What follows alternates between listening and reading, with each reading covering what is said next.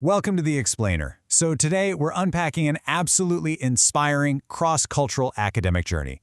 We're going to follow the path of four seriously dedicated Indian students who have achieved something pretty remarkable. You know, this isn't just a story about getting into a master's program. It's really a deep dive into the dedication, the rigorous standards, and the core values required to bridge two totally distinct academic worlds.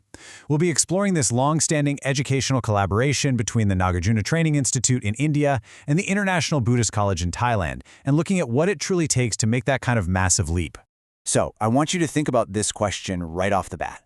What does it really take to cross borders for higher learning?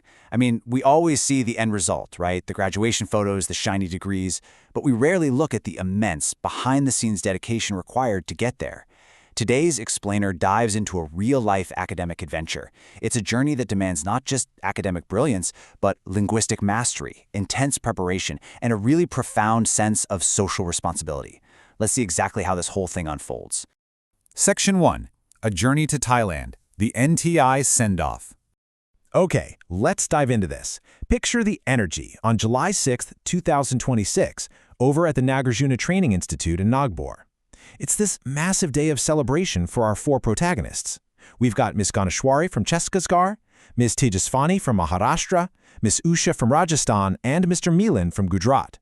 Coming from totally different states all across India, these dedicated alumni have just secured spots in a wildly competitive program abroad.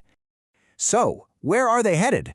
The International Buddhist College, or IBC, over in Thailand, for a 2-year master's degree in Buddhist Studies. Make no mistake, this is a massive achievement.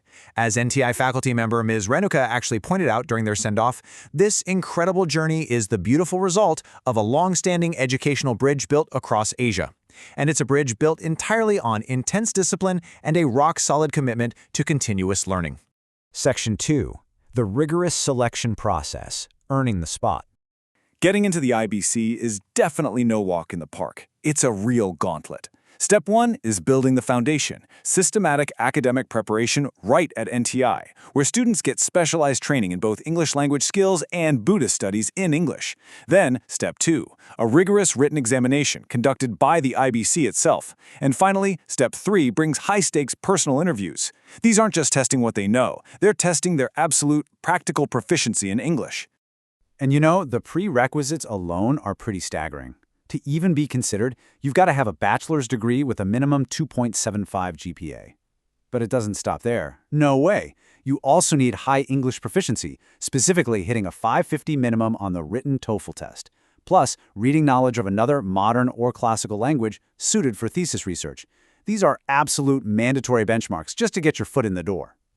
Now, what's really interesting about this slide is this truly wild statistic. The IBC caps enrollments at a maximum of just 50 students per course.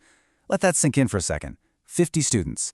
Meeting those incredibly high minimum requirements we just talked about absolutely does not guarantee admission. The competition is fierce globally, which makes the success of Ganeshwari, Tejaswini, Usha, and Milan all the more extraordinary. They didn't just meet the bar, they literally vaulted over it. Section 3. Inside the MA program, Academic Excellence.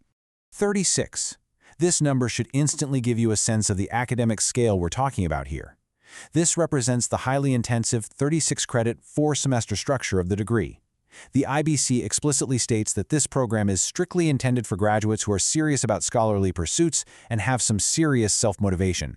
It's incredibly comprehensive in its coverage and undeniably demanding in its approach. But within that massive 36-credit structure, the IBC actually offers incredible linguistic flexibility. Scholars can choose between an English program and a Chinese program. It's such a cool concept because it unites brilliant minds from totally different corners of the globe under one single academic roof, all striving for a deep, shared scholarly understanding. The core objectives here demand absolute mastery in teachings, research methodology, and real competence in the philosophy and cultures of 3 major traditions. But honestly, beyond the pure academics, the program has a much higher calling. It's focused on promoting world peace and developing successful communicators. The ultimate goal isn't just to produce dusty researchers, it's to equip these scholars to practically serve humanity. Section 4. Values and Global Collaboration. The bigger picture. So why does this bridge between India and Thailand even matter? Well, right at the heart of this entire endeavor is social responsibility. We define it as the practice of upholding integrity and using one's education and continuous learning for the active benefit of society. See, the ultimate goal of this highly rigorous education in Thailand is definitely not personal wealth or some fancy title. It's community upliftment. It's all about returning home with the wisdom and the skills to make a tangible, positive difference. And this brilliantly illustrates what happened during the farewell ceremony. Mr. Banu Pratap, the academic director of NTI, gave a really powerful mandate to the departing students. He told them to uphold values of integrity, academic excellence, and social responsibility. It's a heavy but incredibly inspiring instruction, isn't it? Use the incredible opportunity you've earned to serve others. To summarize the closing sentiments of the NTI faculty, including folks like Ms. Renuka and Dhammachari Suvirya, the overarching message was crystal clear. True success requires disciplined learning, continuous personal development, and a lifelong commitment to education. You're not just studying to pass a test. You're studying to refine your own character, representing your community with pure dedication, and most importantly, humility. So, we're going to end today's explainer with a little challenge for you. Think about the rigorous journey of these 4 students. Think about their crazy dedication to preparation, their willingness to cross borders, and their unwavering commitment to using their knowledge for the greater good. Now ask yourself, how will you apply discipline and continuous learning in your own life to benefit society?